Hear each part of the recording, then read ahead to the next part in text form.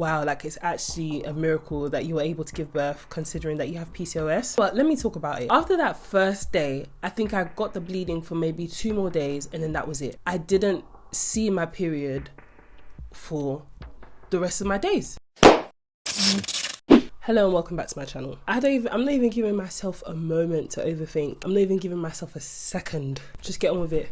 The show must go on. So hello guys, welcome back to another video. Like I said before, I'm a little bit of a perfectionist, so I'm trying to ignore the curtain that's not all the way gathered the way I like it, and the little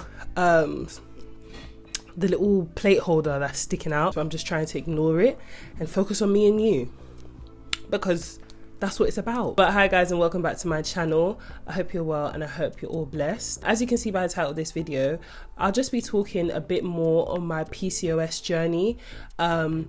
I've mentioned it in drips and drabs on my channel before, and glory be to God, I've had a child. I was talking about suffering and my period pain and the things that I had throughout having PCOS and just my journey with it growing up in church and how I was encouraged through it. I talk a little bit about that on my TikTok. I'm actually quite active on my TikTok, so if you want to follow me there, because it's easier to make videos there as well, and I'm really enjoying the authenticity of a lot of the content that I'm seeing and a lot of the content that I get to put out, so please do give me a follow there. But I spoke about that, and one of the comments that I got was just saying that, wow, like it's actually a miracle that you were able to give birth considering that you have PCOS. So I thought, you know what, let me talk about it. I felt like this was definitely a conversation for my YouTube, especially as I started talking about PCOS on my YouTube channel. I talked to you about my journey with my skin and stuff like that, and it's been a long time since I sat down and really thought about how PCOS has affected me, because I got pregnant, so I didn't really see the effects, or at least I thought I didn't really see the effects on my day-to-day because, you know, I wasn't getting my periods. But when I look back, I definitely still was experiencing it in different ways. Yeah, with all of that being said, I'm just gonna delve into the journey, and I know that a lot of people who've subscribed to me also have PCOS or have had a journey with tough periods and stuff. So let's all gather here in the comments. Let me hear your story as well, your journey as well. If you are new to my channel, I would love if you could hit that subscribe button. Okay, so I actually got my first period at the age of 11. Sorry, this is very candid, so if you're not a girl and you get, you know, queasy about these things, which you shouldn't, but if you do, just you get. Now, when it first came, it was literally like spotting. But after that first day, I think I got the bleeding for maybe 2 more days and then that was it. And I didn't see my period for the rest of my days. And obviously, as a young girl, I didn't care. I didn't want to have anything bleeding from down there. I wasn't thinking about it. And my mum, she didn't fire any alarm bells until like a year now went past and I still wasn't getting my period. And she was of the notion of, you know, like, let's have faith. You know, I believe that God will give it to you. It's just maybe a little bit late or something like that. And bear in mind, my mum doesn't have PCOS. She's never had issues with her period. Years went by, and it just wasn't something that was on our mind until I got a little bit older, and, you know, I'm getting puberty, I'm getting curves, you know, I'm realizing a lot of the girls, because I went to an all-girls school, you know, they're having their periods. They're, you know, every month they're having their periods and stuff like that. My mum realized one day, like, Ish, why have you not been having your periods? And at the point when she realized, I was 14 years old. So you can imagine I've gone 3 or 4 years with no periods. So my mum books a hospital appointment. I didn't know what it was going to entail, and it was an ultrasound. And that same day, they told me I have Polycystic Ovarian Syndrome, PCOS. And I didn't know what it meant. I just know that it was associated with me having no periods. And they were explaining that I had a hormonal imbalance. They offered me to take the pill. I didn't have much information at the time of why I was going on the pill, what that was going to do, what they were offering, or what this not having PCOS really meant for my life. But there was some talk around where some people have PCOS and it causes them to have fertility issues. They did tell me at the time as well that it might cause an increase of hair in unwanted places. I later on found that it also causes fluctuations in weight. They've offered me the pill, and my mom is very much anti sort of like doctor, anti-medical, assistance. God will do it. So I remember her being in the car with her, and she's like, look, I don't think you should go on the pill, but this is your decision. I want you to be in agreement with me what we're going to do moving forward. We can say that, look, we're going to put this in God's hands, and God is going to give you the period. You're not going to have to go through any medical assistance, or you can say you're going to take the pill. I said to her, you know what, yeah, I'm going to trust in God that God is going to give me my period. So yeah, I'm not going to take the pill. So I said no to the pill at 14. And looking back now, I'm very happy that I said no, because yeah, the pill is not the one. It's like putting a plaster over a broken pipe. It's like a temporary fix, but it comes with a lot of side effects. So it wasn't until I went to sixth form, like when I turned 17, I started getting my periods at least once a year, and if max, maybe like twice a year. I didn't mind that I wasn't getting it, but what did annoy me is that through my time in secondary school up until sixth form as well, I had hormonal acne. I had really bad acne, and I hated it, and so I started wearing makeup. I also started getting a unibrow. My hair started to grow a lot on my eyebrows, so I got a unibrow, and I begged my mom to let me wax my eyebrows. So I started waxing my eyebrows, wearing makeup. So yeah, so now I'm 17, 18, I'm having periods at least once a year. It was when I got to uni that my periods started to increase, and I want to say it would come minimum 3 times a year and maximum maybe 4-5 times a year. This was across my 3-year time. I remember being in first year, and I started to notice that I was getting hair on my chin. I got my, the girls who have like just that 1, 2, 3. I started having like that 1, 2, 3 hair on my chin, and I remember complaining to my mum about it.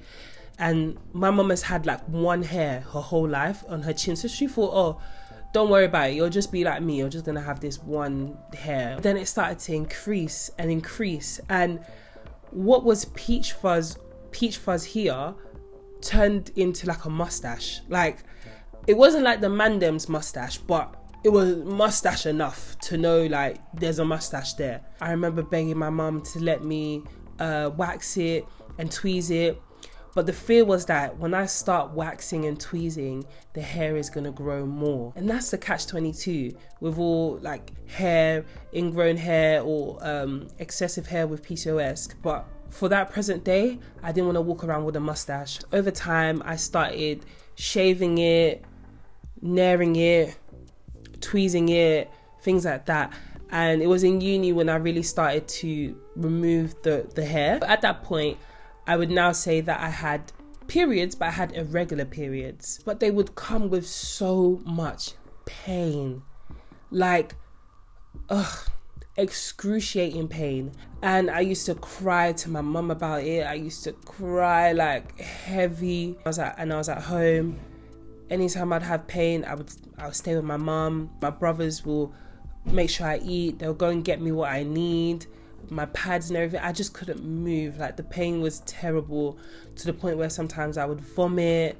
It was just terrible pain. My mum would encourage me, saying that God is going to take this pain away and stuff. And I think this is one of like the like big sort of sufferings that I've gone through that really sticks out in my head. And I don't know if that sounds like so small, because to someone like period pain is nothing, but as a woman, when you get bad periods, it's really, really bad. I feel like I was suffering anytime I would have my period. Like, the pain was just overbearing, overwhelming, and I would cry out to God, God, are you not going to heal me? Are you not going to take this pain away? Why do I have to have painful periods? They're regular. Why give me pain at the same time? You know what? Like, I'm better off not having my period. I wish I could go back to not having my period. And I say that was like one of the big sufferings, and still is the big sufferings that I went through, because your periods are fairly regular, it happens all the time. For me, I was guaranteed at least 3-5 times a year, I'm gonna have terrible pain, and I'm just gonna have to deal with it for that time. It taught me a lot about suffering, and still is, because for a long time, and I spoke about it on my TikTok, I was waiting for God to take this pain away and give me a smooth and not painful period, until I realized this might just have to be my cross to bear. I always prayed that God take it away. I always prayed for him to give me not painful periods, but that was and still is the cross that I bear. I started to sort of change my approach during my painful periods, try my hardest and encourage myself by looking to God, and that he knows me in this time, he's keeping me in this time, and he will give me the strength, and is giving me the strength to go through my periods. And when I get through those first 2 or 3 like painful days and I get to the other side, I just can't believe I was able to get to the other side. So that's kind of how my periods were going in uni. And when I left uni, they became a little bit more regular, but still irregular. So now at this point, I was having my periods at least minimum 5 times a year. So where I was having it minimum 3 times a year, I was now having it minimum 5 times a year. And so when I left uni, I started to inquire with my GP and have more like appointments with my GP for them to kind of look into this. And because my period is irregular, I can't anticipate when it's coming. It might not come in January. It might come in January. It might not come in the week when it's supposed to. Like, I didn't have periods that were evenly spaced out. Like, they just slapped me in the face and said, hello, I'm here. I was now going back and forth with my GP to kind of look more into my periods and why they were so painful. From the few scans that I had, there was 2 or 3 occasions where they found that I had cysts on my ovaries. So it will be like I would go for one scan, I'll have a cyst on my right ovary. I'll go back for a second scan, because they usually like do a second scan over time. The cyst is gone. Then I'll come back for another one. I have a cyst on my left ovary. And so that's kind of how it was going. And so now I'm having, the symptoms of PCOS. I'm having hair growth. My weight is fluctuating. I had acne. That kind of died down. I just have like the scars from acne. I had irregular periods. And now I had cysts. So what my GP then concluded was that sometimes on your periods, you might have cysts. I forgot why that was the case. The cysts were now linked to my periods and my hormones and stuff like that. I haven't been back recently, so I don't know what it's looking like. Having all of that started to brew that sort of anxiety in me as I got older and I've left uni, and now marriage is something that I'm thinking about, and kids. That anxiety of like, will this be something that I can do naturally? I didn't let it overrule me. I didn't let it like overwhelm me, but it was just a thought at the back of my mind that I wonder if this is going to be difficult. I wonder if I'm going to have to go on a diet. But as you guys know, I have a beautiful baby boy, and glory to God that though I had this journey of PCOS, and I still have PCOS, and I still have this journey, I didn't find it a struggle to conceive. Not completely, at least family planning didn't work, but God blessed me with a child. Guess that's just to say as well that anyone who's in my shoes, you never know what it's gonna turn out like. You never know. It might be absolutely fine for you. It might be fine for you for the first one and not for the second one. Who knows? But what we do know is that God is good, and whatever he chooses for us, however he blesses us, in whichever way he does it, he is glorified and it's for our good. Now, when I was pregnant though, because of the pregnancy, it flared up my PCOS in that my hair growth was like excessive. Like, where I would nair and then like the hair will come back maybe a week, I would nair and 3 days, 2 days, maybe even the next day, the hair is back. And when it comes to the painful periods, I was told that after childbirth, I'm not going to have any painful periods. But 4 or 5 months into postpartum, my period is back, and it's back with a vengeance, and it is as painful as it was before. And this time, when the pain used to last for 1-2 days, this one, the pain has lasted so far 4 days, and it's heavy the whole 4 days. Whereas before it used to be heavy for the first 2 days, now it's heavy for 4 days. Now this might just change because this is my first period since having a child, but this is all to say that I was looking forward to not having no pain now in postpartum and having periods, but they have come back even worse and with a vengeance. That's where I am now, currently in my present day with PCOS, and that's how it kind of looks like in my life right now. Glory to God that it didn't affect my chance at that time having a child and giving birth to a beautiful child. But I don't know if it affected me in some way, because I did have a lot of blood loss during labor, and I was watching a video talking about how